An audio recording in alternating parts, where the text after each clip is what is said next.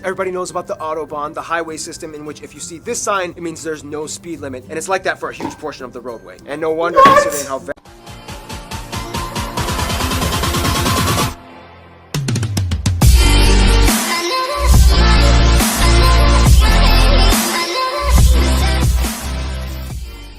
What's good, YouTube? It is your boy GeoBoss here, and we're back with another reaction video for Foreign Reacts. Today we're going to be checking out Geography Now, Germany. So without getting into this video, I'm going to say what I do know about Germany. I do know that Germany is big on soccer, football. Germany is also, they've been in a lot of wars. My favorite thing about Germany is that they are the owner of Mercedes, right? Founder, I would also say. I'm not sure. Y'all can tell me in the comment section down below. But I really love Mercedes. This is my favorite cars from them. I think I'm gonna show you guys two of them. I definitely love the GLS in the S-Class, right? So those are my favorite cars from Mercedes. But either ways, guys, like and subscribe on the video, man. We're gonna do this right now, so let's get right into it. All right.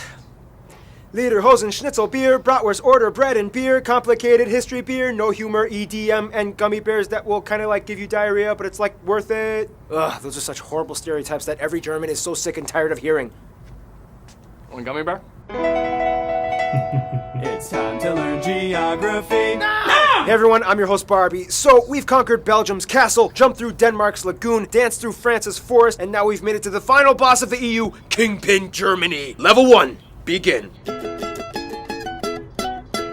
Ah, you know why I'm smiling. Yep, Germany has a lot of territorial anomalies. We'll get into that in a little bit, but first, Germany is located in central Western Europe, bordered by 9 other countries. Don't forget little Luxembourg, with small coasts on the North and Baltic Seas, which they own about 50 small islands. Now, Germany, like the US, is a federal republic which has 16 smaller states, or Bundesländer, each with its own constitution, 3 of which are cities, the capital Berlin, Hamburg, and Bremen, which is actually kind of like 2 cities, including Bremerhaven on the coast, but they kind of act like one entity. Fun side note, Lower Saxony is actually geographically situated further north than regular Saxony. Now let's jump into the fun stuff. Now, we already discussed the Jungholz Quadrupoint and the Vennbahn railway enclaves with Belgium and Austria. However, there's a few more. The entire town of Bussingen am Hochrhein is surrounded by Switzerland, whereas part of the Konstanz is cut off by the Rhine River and surrounded by Switzerland. However, immediately across the river, a small patch of empty land on the German side actually belongs to Switzerland. Finally, they split the island of Usedom with Poland in the north. Germany is interesting because every state in the country has its own distinct culture, dialect, history, food, traditions. I mean, Bavarians will be quite drastically different from Schleswig-Holsteiners. Mecklenburg-Vorpommern will be different from Saarland. This all has to do with ancient and recent history. Basically, in the quickest way I can summarize this, Germanic tribes, Roman wars, Charlemagne, 3 kingdoms, this guy marries an Italian, creating a whole new mess called the Holy Roman Empire made up of 300 smaller separate kingdoms, states, and dukedoms, which had nothing to do with Romans. Teutonic Knights, Brandenburgs became Prussia, Habsburgs became Austrians, Lithuanians and Poles made their own thing, whereas the Hungarians joined the Austrians.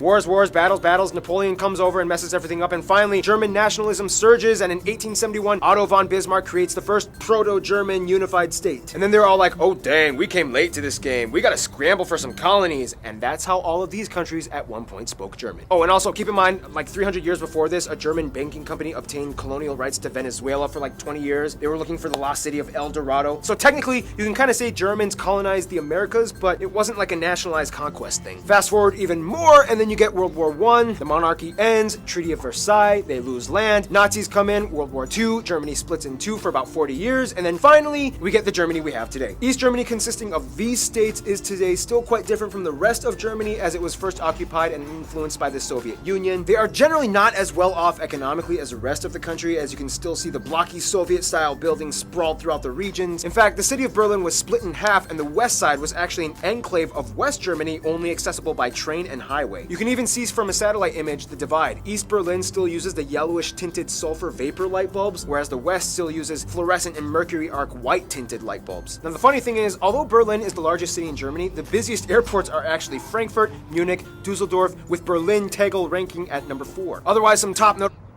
I definitely know Frankfurt. Frankfurt literally is always, you always hear about Frankfurt Airport. Landmarks and spots would be the Brandenburg Gate, the Valhalla, Cologne Cathedral, the Ulminster Church, the tallest in the world, the Berlin Victory Column, and hundreds of castles all over. The most notable one probably being Neuschwanstein, the concept behind Disney's Cinderella Castle. Germany also has over 400 zoos, more than any other country in the world. And of course, everybody knows about the Autobahn, the highway system in which if you see this sign, it means there's no speed limit. And it's like that for a huge portion of the roadway. And no wonder, considering how vast and wide those cultivated countrysides can get. Time for level 2. No speed limit. Man, I'm trying to move to Germany right now. Mama. No speed limit? Really? That sounds fantastic. I want to see that road. No speed limit. Is this true? Germans, comment in the comment section down below. Is this true? Do you guys have roads that literally have no speed limits? That's sick. Okay, think of it this way. In Germany, the more down you go, the more up you move. Basically, Germany lies on the Atlantic shelf in the north that starts with the mudflats in the North Sea. Seriously, this island right here is accessible only for a few hours by foot until the tide comes and floods everything. Then everything just kind of creeps up into the Alps in the south by Bavaria and Baden-Württemberg, with the highest mountain, Zugspitze, located right along the border with Austria. Kind of like France, Germany is filled with a vast irrigating network of rivers like the Spree, Elbe, Weser, Rhine, and of course, the mighty Danube that starts here. About a third of the land is arable and another third is woodland, and after a millennia of civilization, Germans have cultivated the crap out of their country. Most agriculture, of course, happens in the North Flat Plains and the central regions of the country, which is, by the way, kind of like Europe's Tornado Alley. Due to its position sandwiched between the Arctic blasts of Scandinavia and the moist, warm jet streams of the Mediterranean below, Germany can be an atmospheric war zone in the summer. There are more tornadoes on average in Germany than any other country in Europe. Speaking of flat farmland, Germany is the world's largest rye and hop producer. Germans abso-freaking-lutely love their bread. There are over 300 different kinds of bread in the country, more types than any other country in the world, and almost every meal incorporates some kind of slice or small bun or Brötchen of bread. Hast du gluten-free? Nein! Germans are heavy meat eaters, specifically in pork. They basically know every possible way to cook a pig. Over 50 different types of sausage exist alongside schnitzels, rouladen, sauerbraten, Schweinsachse, and at a big party you might find Spanferkel. Beer reigns supreme all over as the third largest consumers of beer after the Czech Republic. Even their president has no problem with public intoxication, and Austria. Germany is world-renowned for their beer, which, by the way, follows the Reinheitsgebot rule in which they are only allowed to use water, hops, malt, and sometimes yeast. Nonetheless, about 1,300 breweries exist, pumping out over 5,000 brands. The oldest continuously existing brewery in the world, started by Benedictine monks in 1040 AD, can be found here. Germany takes the environment very seriously, and for the past 2 decades has been going on a major green revolution. As of today, they have the largest installed solar power capacity, and green infrastructure practices like home-installed turbines and solar panels have seen a huge surge in the past 10 years. Forests dominate the southern regions where the landscape gets hillier and mountainous, the most famous one being the Black Forest or the Schwarzwald in Baden-Württemberg. Deer, bears, boar, foxes, badgers, and the national animal, the eagle, can be found thriving in these parts. Nonetheless, economically, Germany is known mostly for their exceptional engineering and industry production. Companies we've all heard of like Volkswagen, BMW, Mercedes-Benz, Porsche, Audi, Telecom, Nivea, DHL, Bosch, Adidas, Puma, Adidas. DHL? I had no idea DHL. Bro, what? When you think something is from where you're at, but it's not. I thought DHL was literally American. What? Puma! Yeah, it's kind of like the whole Biscoito Bolacha thing from Brazil. Remember? Well, we have mudflats, tornadoes, pork, beer, mountains. All that's missing is people. Level 3. Fun little side note, in Germany, this is 3, not this. Now, if the EU was a family, Germany would kind of be like the dad who got out those pork, beer, mountains. All that's missing is people. Level 3.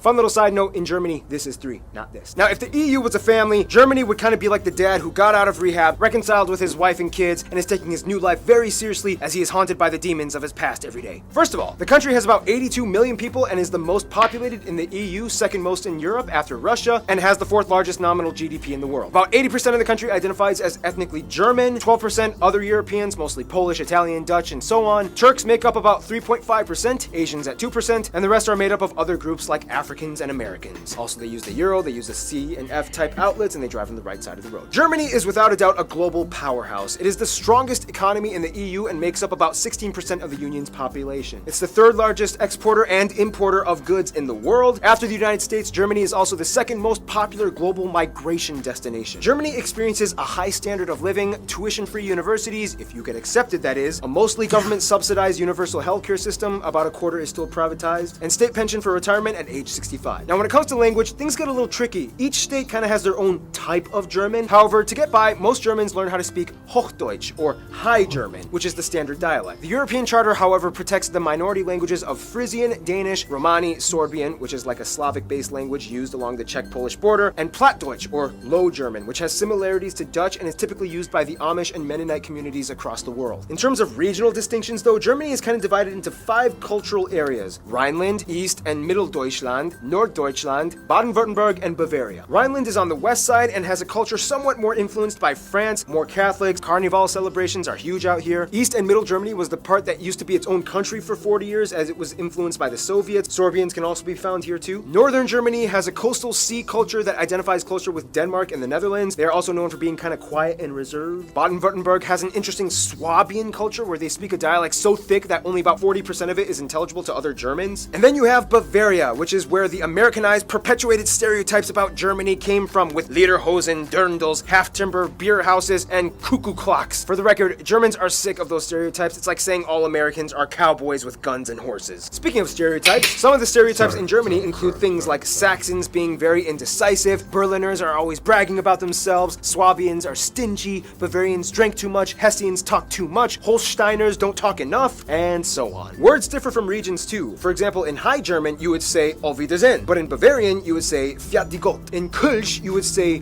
Tschüss, and in Rhineland, you might say Ajus. And there's so many compound words that get really long and complicated, like Rindfleisch, Etikettierungs-, Überwachungsaufgaben, Übertragungsgesetz.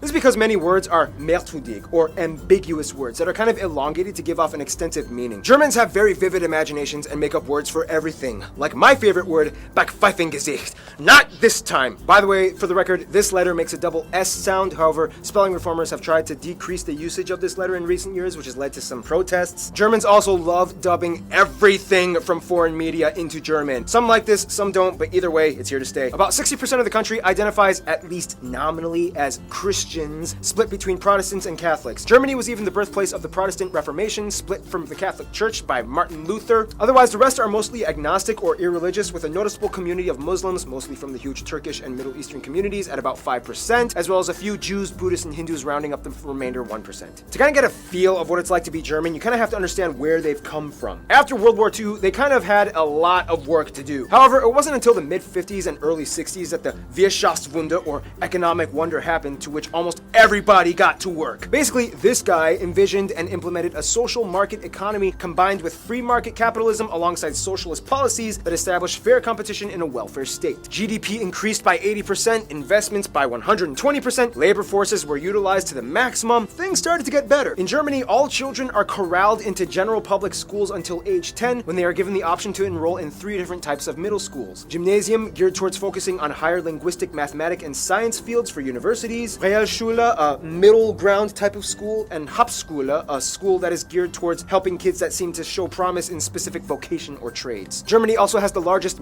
That's really beautiful and smart. I wish a lot more schools did that, but most schools don't do it. music market in the EU and the 3rd in the world after the US and Japan. They love preserving their heritage and culture through music and art. In fact, there are around 130 national orchestras, mostly supported by public money, and artists get a 50% reduction in health insurance through a special type of offer in the legal system. One thing that still kind of supposedly maintains itself in Germany is the mindset of Vergangenheitsbewältigung. Totally butchered that, which kind of translates to a lingering sense of guilt from the past. Germans have reportedly some of the lowest levels of national pride, and unless if you're at a soccer game, chances are you will almost never see anyone holding a German flag or waving it in any kind of like patriotic setting. It's weird, but it's kind of how things are. You monster! They've made great strides to move on from the past. Nazi flags and Mein Kampf are incredibly illegal items to own in Germany, and they even have a rule, the Volksverhetzung, which basically says... Dang. Woo! That's crazy, bro. That's crazy. I want to learn about Hitler, though. I want to learn about brother, because, yeah. That's crazy though. Like, those are illegal? Man. You cannot talk trash by denying the past atrocities. Some people say this infringes on free speech, others say it's good because it solidifies truth. Otherwise, some notable Germans throughout history include Charlemagne, although he was a Frank, but I guess it kind of counts. Albrecht, Dürer, David Friedrich, Gutenberg, Bach, Beethoven, Karl Benz, Albert Einstein, although Americans would like to claim that he moved to the US and became an American. Yeah, he did though. He did. I think he died here. If I'm not mistaken, I think he died here. Didn't he die here? I think he died here, or did he go back to some other country? I don't remember, but he did come to America for sure. But he got a messed up life though. I mean, like, he got tricked, he got scammed, he got a lot of messed up things going on with him, bro. I'm telling you, crazy. Johannes Kepler, Johann Wolfgang von Goethe, Friedrich Schiller, Michael Schumacher, Alex von Humboldt, and of course Karl Marx and Friedrich Engels co-founded Marxism. But one thing Germans do best would have to be diplomacy. To this day, the German passport holds the most visa-free nations out of any other country in the world, just beating Sweden. Therefore, you can kind of conclude that Germany kind of knows how to relate to people. Let's find out how in the final round, level 4. Germany knows how to make friends. They have over 220 diplomatic missions abroad and over 350 honorary consuls and have an incredibly high position of authority in the EU. Their closest African friend would probably be Namibia. As a former German colony way back in the 19th century, Namibia held on relations, and to this day, German is still a recognized language in Namibia. Germans have been supporting and sharing ties both economically and ideologically for over a century. India and South Korea are really close friends in Asia. India supported both East and West Germany during the Cold War, and after reunification, they were like, woohoo!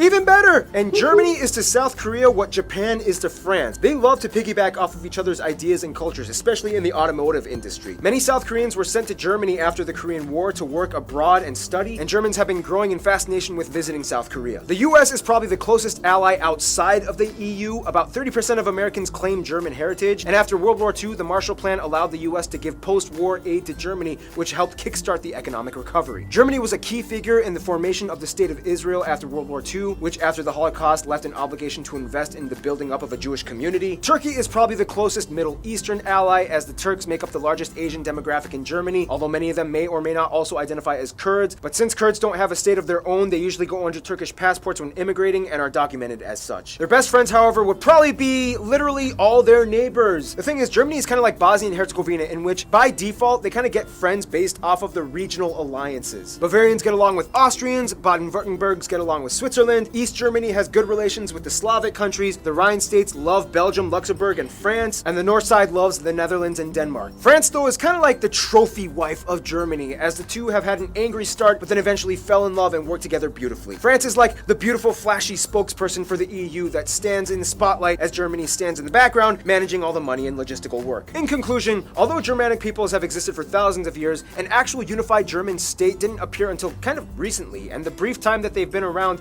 they've kind of gone through some of the most intense, world-revolutionizing historical events possibly imagined. Yet, they've come out working hard and building their way up to become a world superpower. You gotta give it to them. There's something about the Germans. And with that, final boss level complete. Stay tuned. Another African state Germany has ties to, Ghana, is coming up next. That was beautiful. That was beautiful, bro. Like, I mean, like, Germany, that was a handful of information from for Germany. Like, that was pretty cool.